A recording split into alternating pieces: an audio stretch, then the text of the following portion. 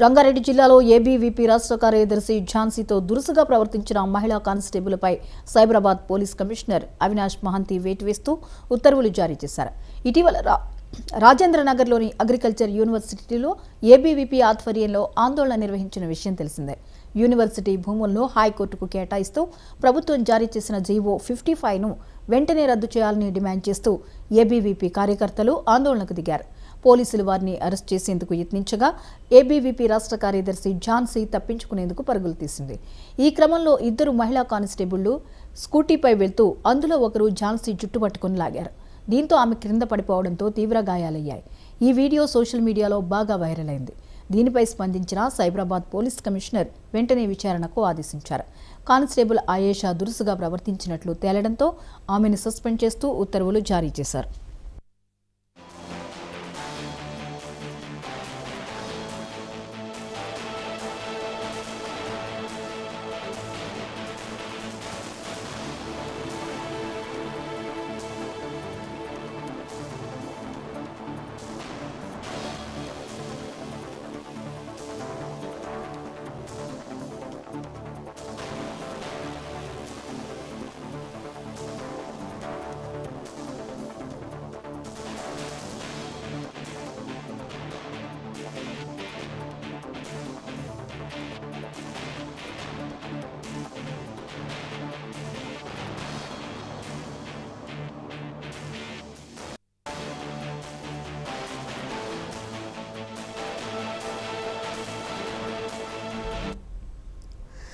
రంగారెడ్డి జిల్లాలో ఏబీవీపీ రాష్ట్ర కార్యదర్శి ఝాన్సీతో దురుసుగా ప్రవర్తించిన మహిళా కానిస్టేబుళ్లపై సైబరాబాద్ పోలీస్ కమిషనర్ అవినాష్ మహంతి వేటు వేస్తూ ఉత్తర్వులు జారీ చేసినట్లుగా తెలుస్తోంది.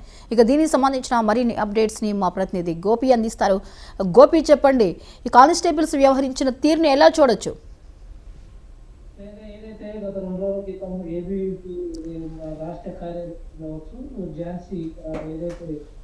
యూనివర్సిటీకి సంబంధించి కోర్టుకి సర్వే నెంబర్ 55 జీవో నెంబర్ ప్రకారం కోర్టుకి సమర్పించాలని ప్రభుత్వం ఉత్తర్వులు జారీ చేసిన నేపథ్యంలోనే వాళ్ళు ధర్నాలు దిగడం కూడా జరిగింది.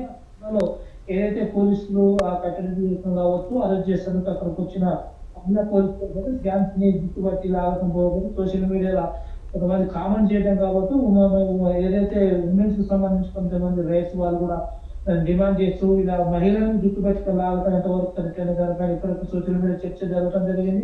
దానికి సంబంధించి ఏదైతే సైబరాబాద్ సిపి అవినాష్ మహంతి దానిపైన చర్యలు తీసుకున్నారు. ఎవరైతే ఆ జుట్టుపెట్టుకోలాగా ఏదైతే కానిస్టేబుల్ ఉందో ఆ పైన వెయిట్ ఇచ్చినట్టు కూడా తెలుస్తుంది.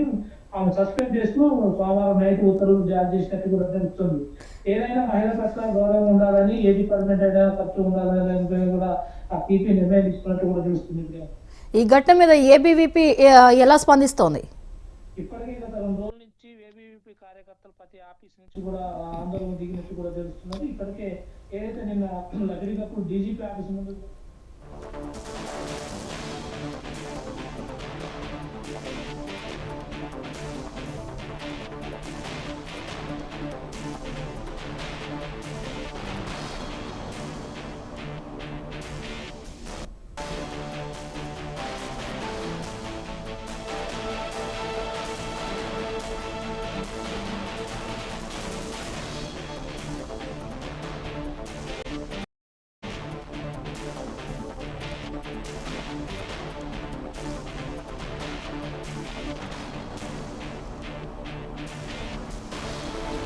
రైట్. Thank you Gopi.